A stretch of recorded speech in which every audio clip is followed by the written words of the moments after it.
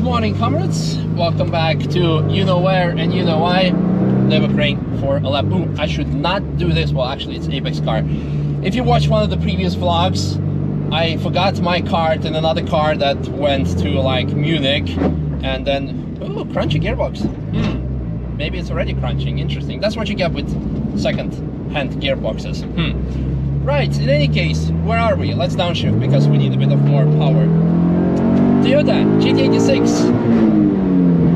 quite some crunchies because we replaced the completely broken gearbox by a second-hand one that we bought, and apparently it's already grinding gears slightly. Now, what I want to talk about in today's video, not just to make it about, oh, here we are doing a lap on the Nürburgring Ocean Life with an amazing GT86, woo, let's go, look at that. Oh, there's a bird on the track, funny. Yes, of course, I do want to talk a bit about the car, but also about a couple of other things. Let's start with the car. What is this? This Toyota GT86, obviously the first gen, which was originally 200 horsepower. Right now it has 230-ish after an ECU remap, EcuTech. Also, shorter final drive, not that it benefits the horsepower, but it is there. It has also different exhaust system by HKS. It was the very first car that I crashed on the Nürburgring, so it's also a bit of special to me in that way, you could say. Let's not try doing that again, obviously. And Jersey RS Pro 2-way adjustable system, LSD from Cusco. Brakes, AP Racing on the front, stop discs on the rear, and as you can see, the final drive, the shorter final drive, makes you really shift gears everywhere. It makes it a very involving car, but it comes with a downside. It's so involving that sometimes, yeah, some people get too excited and grind the gears, and we end up replacing the gearboxes more often than brake pads in some cases. So yeah, but amazing car. Very involving, lots of fun. This is probably our fourth gearbox. I hope you can hear me, by the way, because it's pretty loud in here because we also have no interior. Stripped interior, Misha's cage, all Ricardo pole position seats, just regular. Missing a big wing here though for it to go like really flat through Schwedenkreuz pretty much. But 265 tires from Duncan Air 1. Offer lots and lots of grip, so that's lots of fun. Yeah, what did I want to talk about? Not only about the car, but also about something else, because I'm done talking about the car. It's amazing. It adds a big smile on my face as I'm going 6th gear up to 100 kilometers per hour through Foxhole flat out, a bit on the brakes, and going off the curb, getting my thoughts together here. Not the best. Why is it back in 5th gear? We need to go in the 3rd, through Adelaide Forest, and off we go, and yeah, now I can talk again. What I want to say is the second half of the lap, although we're only 1/3 of the lap through the lap, I want to talk about something else, about some updates, namely my own cars.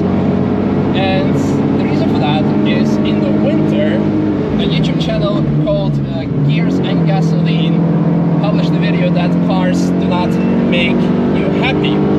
And when they did that, I really enjoyed the video, and I actually wanted to make like a reply to it or some comment from my side. Didn't make it, so now I want to give some comments still from my side regardless.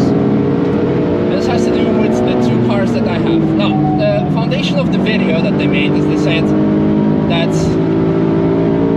the cars in a big sense don't make you happy, but what I wanted to refer is actually like the YouTuber aspect, is that us YouTubers sometimes are forced to buy newest cars, to modify them to the highest standards, to continue to invest money to stay relevant, and otherwise you will just be either not relevant for your YouTube channel, and at the end of the day you might be never satisfied. I'm gonna let this guy through because we're slowing down here for speed limit. Where was I? At the end of the day, you might never be satisfied. And in case of this, for example, we have the GT86. It's modified, but hey, it does not have the supercharger. When it has the supercharger, it does not have the big wide body rocket bunny kit. So at the end of the day, you will never be happy with what you have. And why am I talking about this? Well, I have this ring tractor. It's an amazing car. It's a car that I put lots of thought, money, time in it. The car was a dark side development. It is now back in Germany since Friday. Today is Tuesday, and it's 50 kilometers away from here because this is where they're gonna be doing too. They're putting all the car parts in the papers. But I cannot be bothered of going there and checking it out because I'm like, yeah, whatever. But usually as a real car guy, you should be going there, rushing there to make content for you guys, to get clicks and views on videos. But I'm like, nah, whatever. It's there. You'll get there at some point eventually. I have another car that I bought over winter that some people know, members of the channel know, they've seen it published in the members only video. It has now passed the European import because I bought it from outside the European Union. Woo! That's a nice place to park.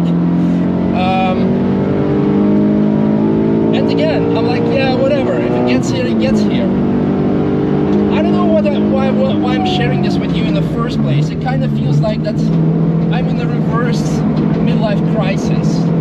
That in a way, I stopped caring about cars in such a way that I'm extremely excited by them and motivated to do stuff. Because one of my recent developments is, of course, getting a dog, my pancake. I'm thinking of buying a house now. I am doing some other stuff. I'm very much busy with my physique, with my shape, doing some racing in between, of course.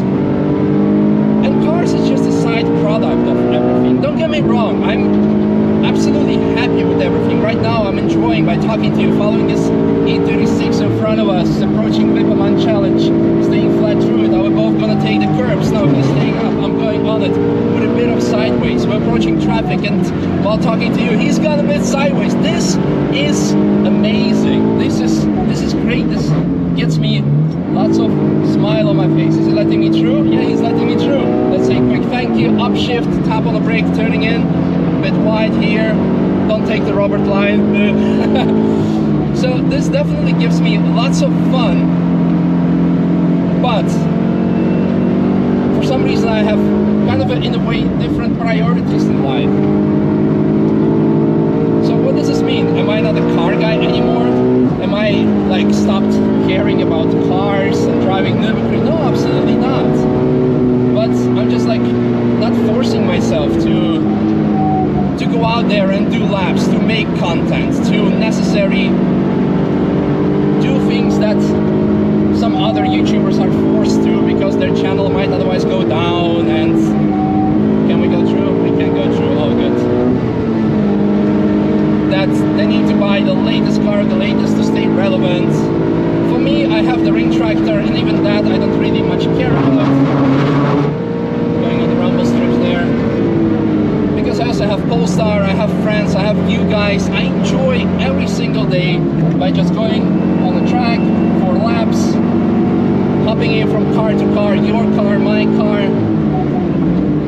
I don't know, it's just like it's something that I was thinking about. It might be a bit nonsense, but I would like to hear your opinion about it, guys.